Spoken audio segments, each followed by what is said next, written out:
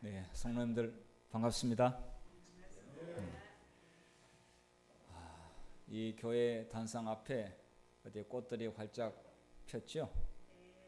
네, 보기가 아주 좋습니다. 온 세상이 지금 꽃이 아주 만개, 만발하고 있습니다. 그런데 그 꽃보다 더 아름답고 예쁜 꽃이 어디에 있습니까? 여기에 계시는 우리 성모님들이 꽃보다 더 아름답고 귀한 분들입니다.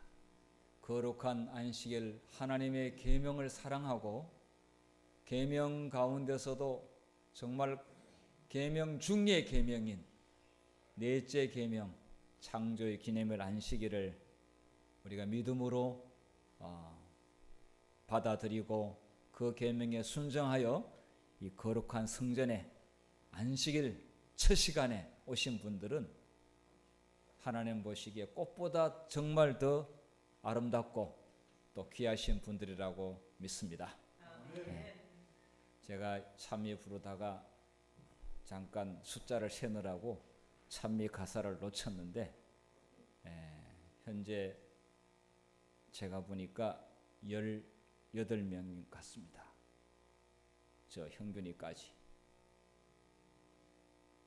17명입니까? 네. 다음 안식일에는 2명 더 19명 그렇게 됐으면 좋겠습니다. 우리 딸이 나오면은 딱 좋을 텐데 어쨌든 저녁 시간에 이렇게 함께 찬미하고 또 안식일 같이 행복하고 즐거운 마음으로 예배를 드리니까 제가 굉장히 기분이 좋습니다. 자, 이번 기회에는 정말 이 대쟁투라고 하는 교과책을 우리 손에 쥐고 있습니다. 여러분, 이 책은 세상 어느 교회도 이런 책이 없습니다. 안식일 교회만 이런 책을 가지고 있습니다. 그런데 이 대쟁투의 내용을 올바로 이해하게 될 때에 충성스러운 안식일 교인 재림 신도가 될 수가 있습니다.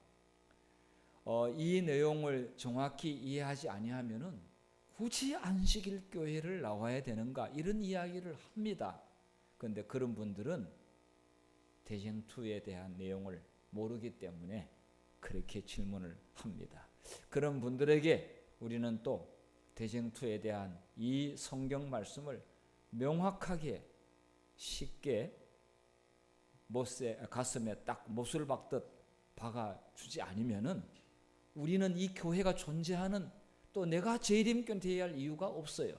왜냐하면 그런 사람들에게 이런 대쟁투의 이 놀라운 주제를 전도하기 위해서 전하기 위해서 한 백성을 부르셨는데 바로 이 재림교인들을 부르셨어요. 그러니까 이 공부의 내용은 정말 잘 이해하게 될 때에 하나님의 사랑이 아주 정말 크게 분명하게 드러낼 수 있는 내용이 대쟁투입니다. 이게. 그래서 이 사람이 귀한 것을 모를 때는 흔할 때 모를 수가 있습니다만은 정말 희귀할 때 그 값어치를 이해하듯이 모두가 다 하나님의 사랑에 대해 왜곡되어 있거나 하나님을 사랑하지 않는 그냥 하나님 믿는 신앙을 그냥 자기의 어떤 수양 정도나 아니면 어떤 수단으로 내 마음의 평안을 얻게 하는 일시적인 어떤 문화, 종교 수단으로 생각하는 자들에게는 이런 내용이 대쟁투의 내용이 그렇게 마음에 안 와닿을 수도 있습니다. 그런데 정말 대쟁투를 잘 이해하기 위해서는 십자가의 하나님의 사랑을 잘 이해하기 위해서는 대쟁투를 통해서만이 십자가의 의미가 명확히 드러납니다. 대쟁투를 통해서 구속의 경륜에 대한 이 전체의 이 시종에 대한 내용을 명확히 드러납니다. 그리고 왜 하늘에서 그 완벽한 하늘 법정에서 사단이 구테타를 일으켰는지 또 전쟁을 일으켰는지 대쟁투를 올바로 이해하게 될 때 그 궁금증은 다 풀리게 되어 있습니다. 그래서 이 대쟁투를 이해하는 것은 성경의 핵심을 이해하는 내용입니다. 그러면서 하나님의 사랑이 이렇게 놀랍구나 하는 것은 대쟁투를 통해서 극명하게 드러나게 되어 있습니다. 자, 이 땅의 싸움 가운데 가장 큰 싸움은 무슨 싸움인가? 제가 볼 때는 사랑에 대한 싸움이 가장 큰 주제입니다. 짧게 이야기하면은, 작은 범위에서 이야기하자면은, 나는 저 사람 볼 때 저 사람이 나를 사랑하지 않는다. 이게 작은 싸움일까요? 큰 싸움일까요? 이게 큰 싸움입니다. 다른 거는 좀 부족해도 괜찮은데 저 사람은 나를 사랑하지 않는다. 나는 너를 사랑하지 않아. 굉장히 큰 싸움입니다. 이거는.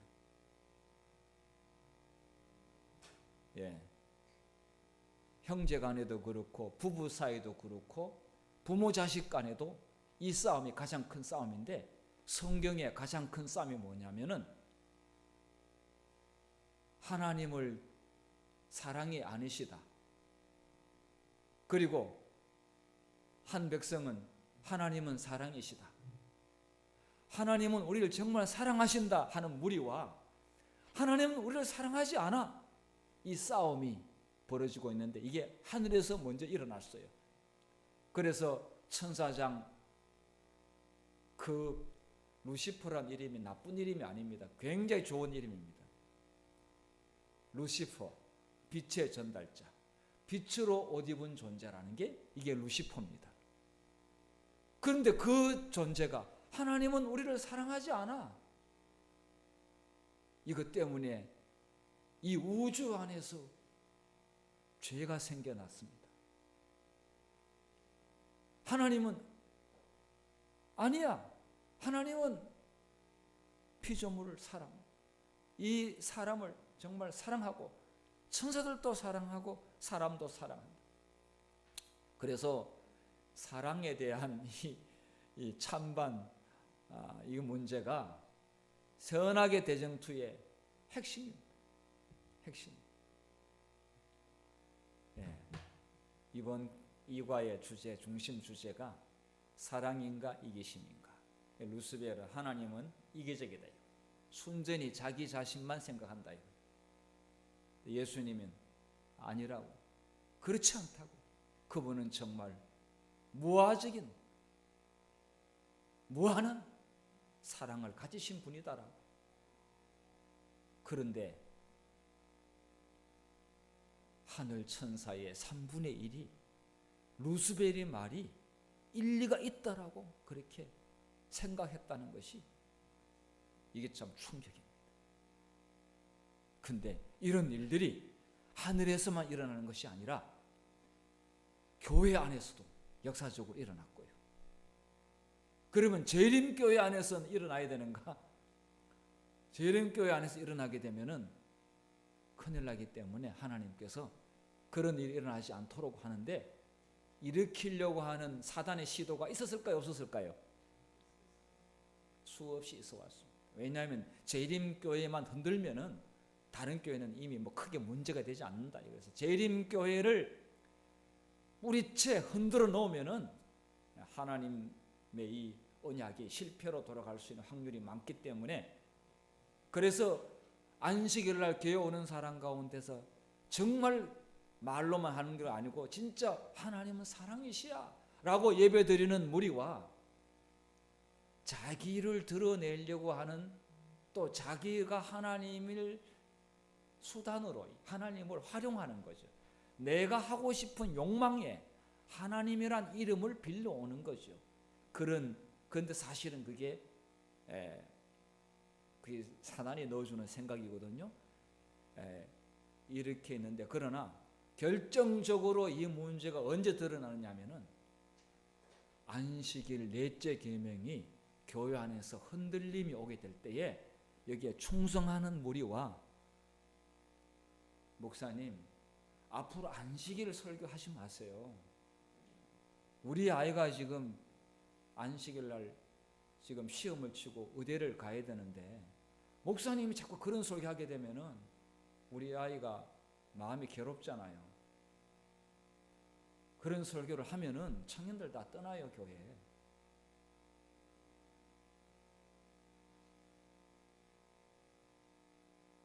지금 목사님 그렇게 설교하면 여기 10명 가운데 9명은 안식일을 시험 치러 가는데 목사님 자꾸 그런 설교 하시게 되면은 그나마 우리 아들이 교회 나올란 말을 하는데 지금 더 안 나올 수도 있어요.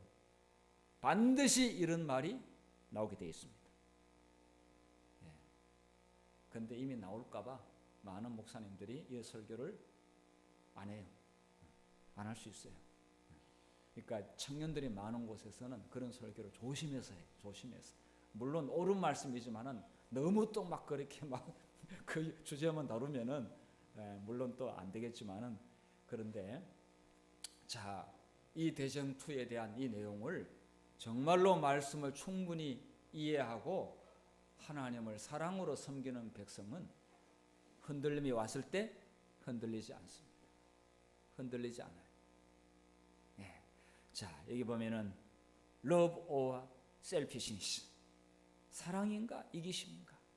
근데 대부분 다 사람들은 사람에 대한 이야기는 잘 안 해요. 하나님에 대해서 이야기를 하는데 하나님에 대해서 내가 편한 쪽으로 해석을 합니다. 그냥 성경대로 하기보다는 자신이 원하는 바대로 자신에게 합리화하거나 정당화하는 쪽으로 성경을 해석하는 경향이 생기는데 재림교회는 성경을 높이 드는 백성이에요. 그래서 성경 말씀을 가장 중심으로 생각하고 그 말씀대로 사는 백성이기 때문에 아마 하나님께서 교회를 끝까지 진리를 보존하는 그리고 그 원칙을 고수하는 그런 백성으로 반드시 하나님께서 보호하실 줄로 그렇게 믿습니다. 이사야 41장 10절 한번 같이 읽도록 하겠습니다. 시작. 두려워하지 말라. 내가 너와 함께함이라. 놀라지 말라. 나는 내 하나님이 됨이라. 내가 너를 굳세게 하리라. 참으로 너를 도와주리라. 참으로 나의 의로운 오른손으로 너를 붙들리라. 제가 조금 전에 하나님께서 충성스러운 백성과 교회를 보호하시고 지키신다고 그랬는데 저는 이 말씀이 오늘 우리가 공부하는 그 말씀에도 그대로 적용된다고 생각합니다. 두려워하지 말라. 그 문제에 대해서 두려워하지 말라. 내가 너와 함께 함이니라 그랬어요. 절대 손해보지 하지 않겠다.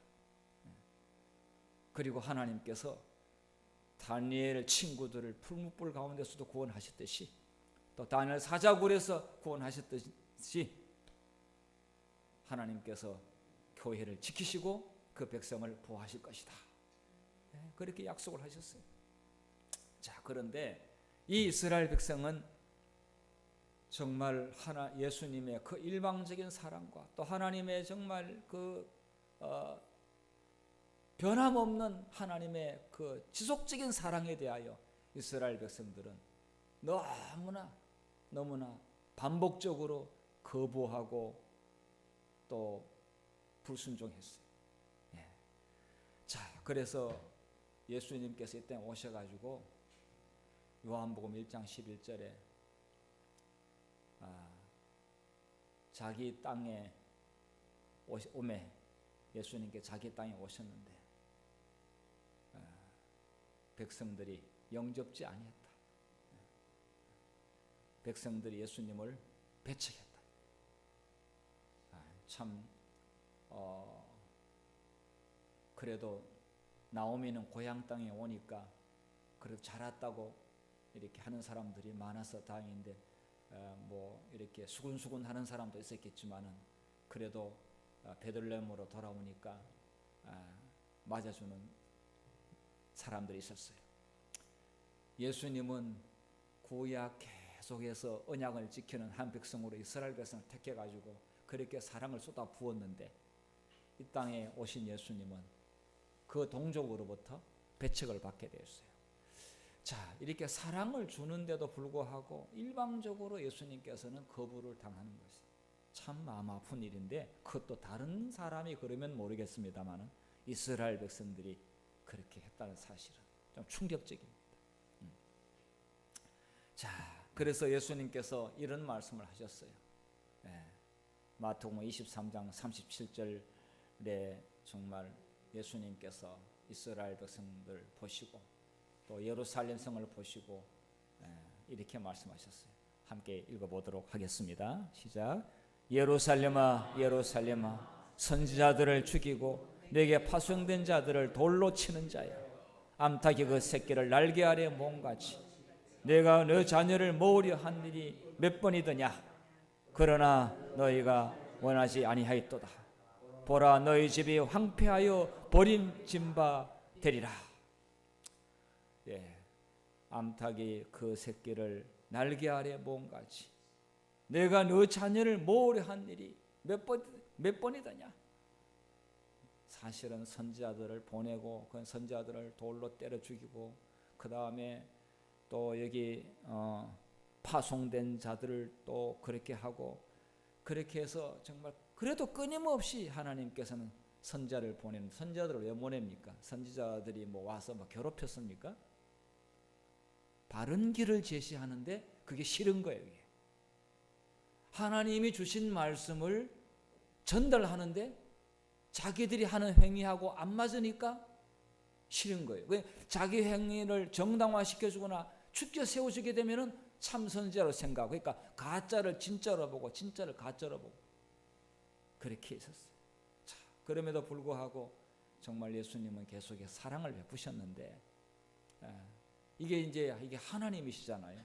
하나님의 마음을 예수님께서 그렇게 드러내 보여주셨는데, 이렇게 이 사랑의 문제가 철저하게 왜곡되고 받아들여지지 않는 것을 볼 때 정말 이 대쟁투의 이 핵심도 정말 이 문제 가지고 앞으로 끝까지 이 하나님의 본성 사랑이 정말 침해를 받게 될 때, 그리고 하나님의 그 사랑의 가장 그 핵심 십계명이 침해를 받게 될 때는 하나님이 물러설 수 없는 최후의 결전을 하실 수밖에 없구나, 그렇게 생각할 수가 있습니다. 요한복음 5장 40절에 자, 여기도 또 좀 예수님께서 서운한 말씀을 하고 있는데 읽어볼게요. 시작. 그러나 너희가 영생을 얻기 위하여 내게 오기를 원하지 아니하는도다. 영생을 주려고 그러는데 내게로 오지 아니하였도다. 위에는 너희가 원하지 않았도다. 싫다는 거예요. 그렇게 교회 가자고 하고 또 예수 믿자고 해도 싫다는 거예요. 근데 이게 하나님의 사랑이 그의 마음에 전달되지 않아서 그런 것 같아요. 그런데 사실은 조금만 마음문을 열고, 성경의 가짜는 아니지 않습니까? 성경의 마음문을 열고 하나님이 어떤 분이신가 조금이라도 들여다본다면 하나님께 성령이 그의 마음을 하나님의 마음으로 끌어 분명히 가시고 인도하실 터인데, 그걸 닫아버리니까 참 어찌할 수가 없는 것입니다. 자, 이렇게 예수님께서 오셔가지고도 일방적으로 정말 원사이드로 했어요. 일방적으로 사랑을 했어요. 그런데 여기 보니까 너희 집이 황폐하여 버려진 바 되리라, 이런 일이 올 것이라고 했어요. 자, 예수님께서 이 말씀을 하신 사실은 이제 39년 후에 멸망을 했습니다만, 예루살렘 성이 멸망했는데 3년 전에 이미 예루살렘 성은 로마의 세스티우스 갈리수라고 하는 그런 장군에 의해서 완전히 포위가 되어 있었어요. 포위가 됐어요. 그러니까 성이 포위가 되게 되면은 복음로가 차단되면은 양식을 성 안으로 못 들어오지 않습니까? 그러면 못 먹고 그 다음에 물도 공급 차단되고 이렇게 되게 되면 그 안에 있는 성 있는 사람들이 어떻게 됩니까? 아주 그냥 극단적인 비참한 일들이 이제 벌어질 수밖에 없어요. 자, 누가복음 19장 41절 제가 읽겠습니다. 41절부터 가까이 오사 성을 보시고 우시며, 자, 예수님께서 눈물을 흘리셨습니다. 이르시되 너도 오늘 평화에 관한 일을 알았더라면 좋을 뻔하였거니와 지금 내 눈에 숨겨졌도다. 날이 이를지라 내 원수들이 토둔을 쌓고 너를 둘러 사면으로 가두고 또 너와 및 그 가운데 있는 내 자식들을 땅에 메어치며 돌 하나도 돌 위에 남기지 아니하리니 이는 내가 보살핌을 받는 나를 알지 못함을 인함이니라 하시니라. 이 날은 유대인들이 예루살렘 성과 함께 멸망, 드디어 그렇게 하나님께서 일방적으로 사랑을 주셨지만은 그 사랑을 거부한 결과로 말미암아 날이 이릅니다. 그것은 성이 무너지는데 자식들을 땅에 메어치며, 이게 이제 양식도 없고 물도 차단되고 하니까 그 안에서 아이를 잡아먹는, 삶아먹는 일이 벌어지게 되었습니다. 비참한 일들이 벌어지게 됐습니다. 돌 하나도 돌 위에 남기지 아니하리니, 이거 완전히 그냥 부서지는, 멸망하는, 파괴되는 것을 말씀하고 있습니다. 내가 보살핌을 받는 나를 알지 못함을 인함이니라. 결과적으로 70년에 티투스 장군, 타이터스라고 하는 티투스 장군이 완전히 예루살렘을 멸망시킵니다. 정말 티투스가 그래도 예루살렘 성전 안에 있는 그 성소의 것들은 파괴하지 말라고 명령을 내렸는데, 너무나 그 이방인 장군이 볼 때도 이거는 파괴해서는 안 된다고 했는데, 다른 부하가 불을 질러버렸습니다. 어쩌면은 이거 자체가 성소가 안에 있어도 성소의 말씀대로 따르지 않는 것이, 그 기구가 무슨 의미가 있느냐. 그 성소의 기별대로 마음이, 믿음이 하나님과 합해야 그게 의미가 있는 것인데, 자, 사실 하나님께서는 3년 전에 세스티우스 장군이 이 성을 포위하고는 물러갔습니다. 물러간 이유는 미스테리, 지금까지도 역사적으로 뭔가 이유가 있어야 되는데 무조건 철수, 조건 없는 철수를 하게 됐죠. 그 이야기는 좀 후에 다시 나옵니다. 자, 이것은 뭡니까? 하나님의 사랑을 거절한, 그래서 이 구원받지 못하는 사람들은 뭐 살인 행위를 해가지고 아니면 뭐 절도를 해서 구원을 못 받는 게 아니라 하나님의 사랑을 거부하고 하나님의 계명을, 사랑의 계명을 거부하는 것에 대한 결과가 멸망입니다. 그러니까 이 사랑에 대한 이슈, 이 싸움, 대쟁투의 이슈는 결국은 하나님의 사랑에 대한 문제인 것을 볼 수가 있습니다. 자, 지금 여기에 섭리로 보존된 그리스도는 이렇게 나와 있는데, 이게 제가 조금 전에 말씀드리고자 하는 그 내용인데, 자, 이게 누가복음 21장 20절 21절을 보게 되면은 이렇게 말씀했어요. 너희가 예루살렘의 군대들에게 에워싸이는 것을 보거든. 자, 아까 성이 세스티우스가 성을 포위했다고 했어요. 그렇게 포위하는 것을 보거든 그 멸망이 가까운 줄을 알라. 그때 유대에 있는 자들은 산으로 도망할지며. 자, 항상 하나님께서는 마지막 순간들이 진행될 때마다 하나님 백성들에게 이렇게 사인을 줍니다. 어떻게 행동해야 될지에 대하여. 그러니까 깨어있는 사람들은 그걸 깨달아 알 수 있지만은, 그러나 깨어있지 못하면, 영적으로 죽어있으면은 모릅니다. 그리고 오히려 그 사인을 가지고 말하는 자들을 무슨 근거로 그런 말 하냐고 오히려 덤벼들고 말 못하게 만들고, 왜냐하면 자기와 맞지 않기 때문에. 자기와 맞으면 모두가 오케이, 안 맞으면 반대합니다. 그런데 하나님의 말씀을 가장 높이고 그 다음에 하나님의 말씀에 순종하는 자들은 성령께서 딱딱 이렇게 사인을 보냅니다. 자, 그럴 때는 유대에 사는 자들은 산으로 도망할지며 피하라는 것입니다. 성내에 있는 자들은 나갈지라, 이게 성 안에 있지 마라 이거야. 그러니까 쌓이는 것, 에워 쌓이는 걸 보거든 성 밖에 있는 사람들은 들어가지 말고 산으로 곧바로, 성 안에 있는 사람들은, 성 내에 있는 자들은 나갈지며 나오라는 것입니다. 자, 여기 대쟁투 30페이지에 함께 읽어볼까요? 자, 시작. 약속된 징조가 기다리고 있는 그리스도인들에게 주어졌다.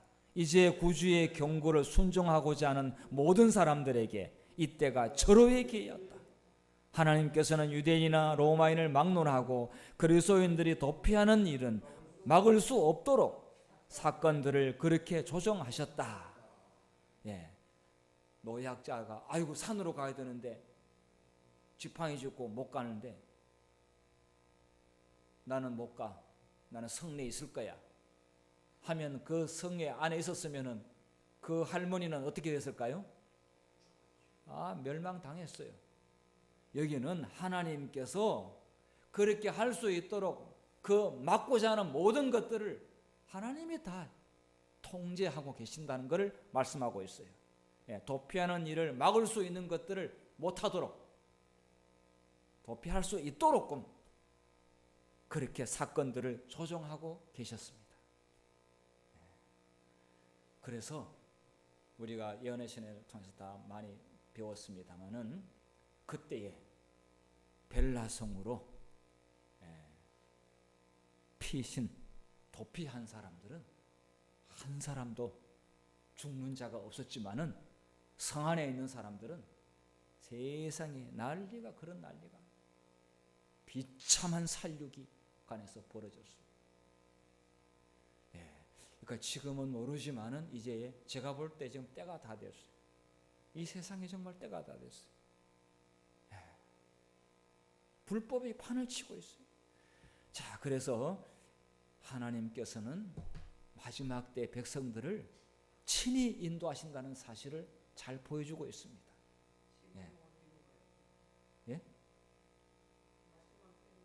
어디로 가야 되는지요? 여기 나와 있지 않습니까? 하나님께서 그 약속된 징조가 기다리고 있는 그리스도인들에게 주어진다.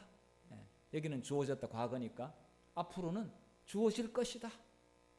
그때 하나님께서 주어질 것이다라고 그때 알려주시지, 지금 미리 알려주면은 깨닫지도 못하고, 이러한 것은 사건이 벌어졌을 때 하나님께서 길을 여신다, 이런 의미가 되겠습니다. 자, 박해 가운데 충성함. 여러분 진짜 안실교인들을 보려면은요, 진짜 안실교인들 보려면은 어려운 가운데서도 안식일을 잘 지키고 믿음 생활하는 사람이 진짜 안식교인이에요. 우리 여러분께서 지난 그 4월 4일 날 대법원에서 안식일 시험 치는 문제에 대하여, 이제 그러니까 그 한 사건에 대하여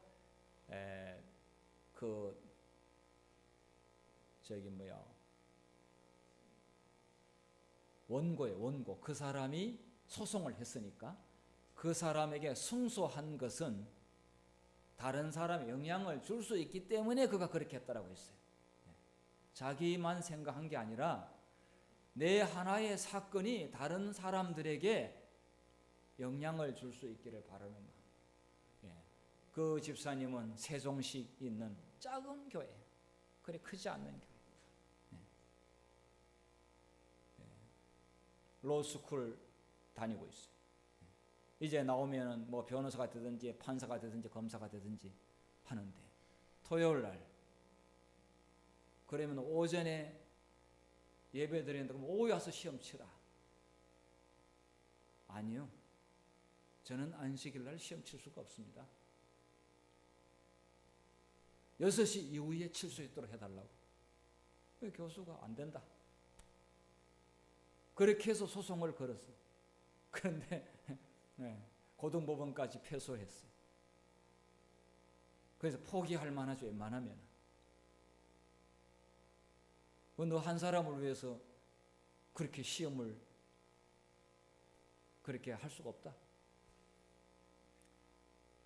그래서 그러나 끝까지 자기 못 쳤어. 그냥 유급이 되든지 낙제가 되든지 이건 둘째 문제고, 똑같은 자기 때문에 정말 많은 고민하고 갈등하고 있는 다른 사람들에게도 좋은 기회가 주어진다면은 다시 그래서 했는데 대부분에서 토요일 날 안식일 6시 이후에 시험을 친다고 해서 학교가 대단히 어려움을 겪거나 개인의 종교 자유의 권리를 침해하면서까지 학교가 손해볼 거 없다. 얼마든지 가능하다. 불편하긴 하지만은, 거추장스럽긴 하지만은 그 개인의 장래를 가로막는 것보다 학교가 손해를 좀 보는 게 그게 더 낫다. 그렇게 승소를 한 거예요. 그래도 양심 있는 판사가 있네요. 네. 자, 우리 하나님 백성들이 하나님을 사랑하면은 충분히 그렇게 해낼 수 있는 믿음이 있다고 생각합니다. 그래서 그 집사님은 그렇다고 해서 대부분이 이겼다고 현수막을 붙이거나 축제를 열거나 아니요. 평상시 하던 대로 안식일 날 일찍 와서 유년반의 아이들을 가르치고, 남편도 교회 열심히 와가지고 아침부터 봉사하고, 유년반의 아이들 가르치고, 오후에 패스파인더 가르치고, 거의 오후 늦은 시간까지 평상시 하던 그대로 하고 집으로 돌아가고, 그렇게 신실하게, 그러면서도 겸손히, 그리고 하나님을 사랑하는 그러한 마음이 마음 가운데 충만해서 즐거움으로 신앙생활을 하고 있어요. 그렇게 권력자도 아니고 대단한 힘을 가진 사람도 아니고 유명한 사람도 아니지만은, 그러나 이러한 신실한 충성스러운 일꾼들이 많이 있습니다. 그러니까 이러한 일이 순탄하게 아무데나 아무 문제 없었더라면 누스거리도 안 되겠지만은 어려운 가운데서 그렇게 했기 때문에 그것이 드러나게 됐고, 또 많은 사람들에게 용기를 주는 그런 기회가 된 것 같습니다. 자, 여기 사도행전 5장 42절에 보면은 그들이 날마다 성전에 있든지 집에 있든지 예수는 그리스도라고 가르치기와 전도하기를 그치지 아니하니라. 박해받을 때 전도가 줄어든 것이라고 보입니까? 아니면은 전도가 더 왕성했다고 보이십니까?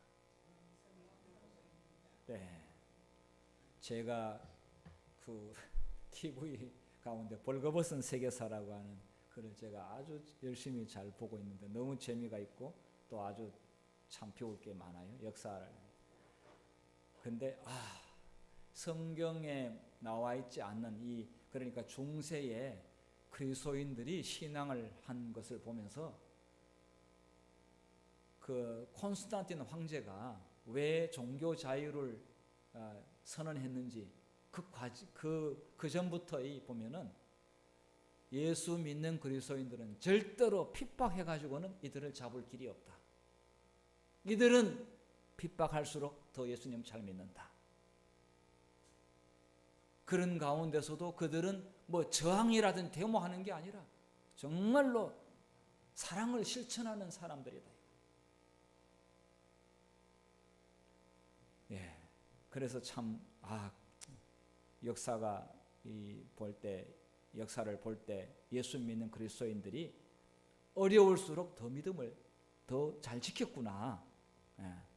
그래서 여기 사도행전 9장에도 보면은 정말 여기 교회가 평안하여 든든히 서가고 이렇게 했는데 이것은 아무런 박해가 없었다는 것이 아니라 이런 박해 가운데서도 교회는 성장했다. 그리고 평안 가운데서 더 성장했다. 이 마음의 평안을 말하는 것입니다. 밖으로 아무런 제재 없이 그냥 순탄하게 됐다는 그런 뜻은 아닙니다. 자, 서기 110년경 로마 황제 트라이누스에게 보고를 했어요. 어느 분이 이 그리스도인들에 대하여. 그런데 이런 글이 있습니다. 교과책에 우리 안격과에 나와 있습니다. 모든 연령과 계층, 남녀를 막론한 많은 사람이 고소를 당해 위험에 처해 있으며 이런 일은 계속될 것입니다. 이 미신, 기독교를 미신이라고 봤어요. 로마가 봤을 때. 이 미신 기독교의 전염성은 도시뿐 아니라 시골 지역에서도 퍼져 있습니다. 그러니까 예수 믿는 자체가 고발 대상이 고소 대상이고 그 다음에 전염병처럼 취급했다는 것을 볼 수 있습니다. 그런 가운데서도 확산되어 가는 것을 볼 수가 있습니다. 자, 사랑의 유산. 예수님께서 말씀했습니다.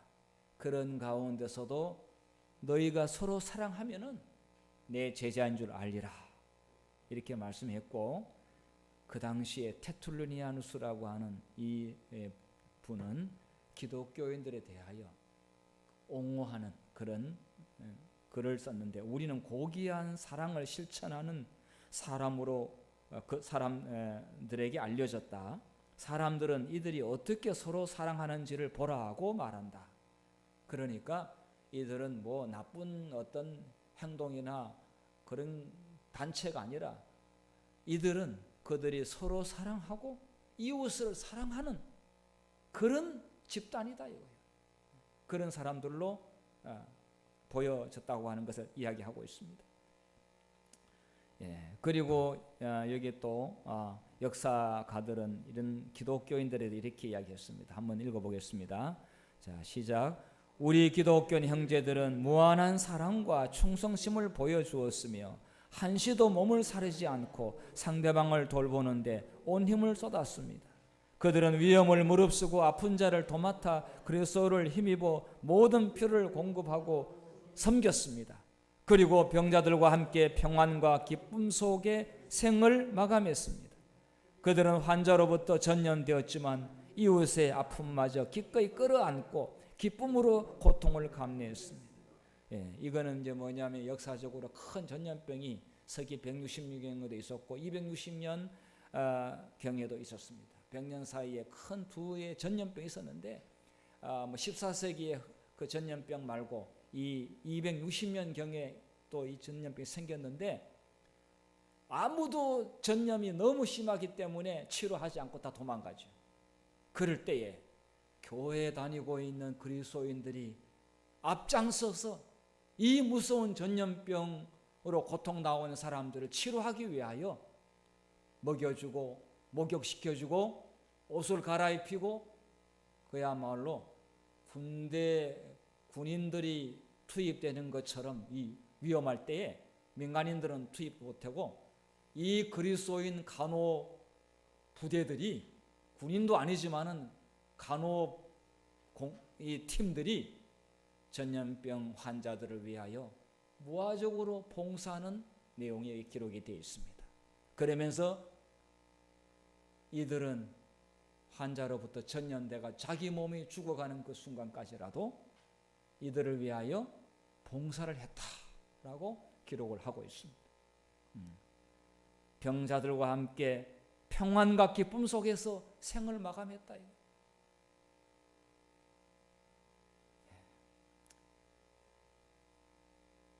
이웃의 아픔마저 기꺼이 끌어안고 모두가 도망가는데 이 사람들은 그 환자 곁에 끝까지 같이 있었고 자기들도 죽어갔어요. 자, 결국 마지막 시대에도 끝까지 하나님 사랑으로 거기에 실천하고 서는 자들과 아니면은 하나님을 사랑하지 않는 자들은 이제 마지막에 드러나게 될 터인데, 이 대쟁투는 끝까지 하나님은 사랑이시다 라는 것을 말씀으로도 보여줄 것이고, 그 다음에 생활을 통해서도 증거할 백성들을 하나님께서 보유하고 계신다. 이것이 대쟁투의 핵심이고, 그래서 사단의 그 말이 거짓말로 완전히 드러날 때까지 하나님께 충성하는, 계명을 사랑하는 이 백성들은 자기의 목숨마저도 하나님께 바치는 그런 모습을 보여준다 하는 것이 대쟁투의 내용입니다. 뭐 우리가 하는 것이 아니라 하나님께서 우리를 그렇게 이끄시기 때문에 우리가 순종하고 나간다면은 하나님께서 다 부족한 점들을 채워주실 걸로 그렇게 생각합니다. 이 대쟁투의 내용을 잘 이해하면 할수록 우리는 더 하나님과 그의 계명을 사랑하는 백성이 될 줄로 믿으면서 오늘 공부를 마치도록 하겠습니다.